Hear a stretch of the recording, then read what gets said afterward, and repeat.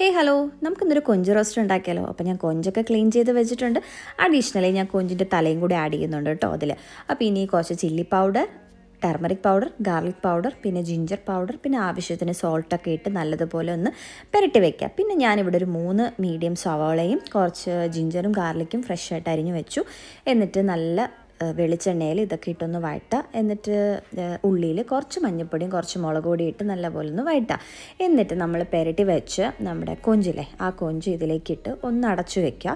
കൊഞ്ചിൽ നിന്ന് തന്നെ കുറച്ച് വെള്ളം ഇറങ്ങുന്നതുകൊണ്ട് നമുക്ക് അഡീഷണലി ഇതിൽ വെള്ളം ഒഴിക്കേണ്ട കാര്യമില്ല. ഇൻ കേസ് വെള്ളം ഇറങ്ങിയിട്ടില്ലെങ്കിൽ കുറച്ച് ചൂട് വെള്ളം ഒഴിച്ച് ഒന്ന് വേവിച്ച് വെക്കുക. അത് കഴിഞ്ഞ് പിന്നെ ഒരു സ്ലോ പ്രോസസ്സാണ് കേട്ടോ. ഇതിൽ നിന്ന് ഇറങ്ങിയ വെള്ളമെല്ലാം നല്ലതുപോലെ വറ്റിച്ചെടുത്താൽ നമുക്ക് ടേസ്റ്റി ആയിട്ടുള്ള റോസ്റ്റ് നമുക്ക് കിട്ടും കേട്ടോ.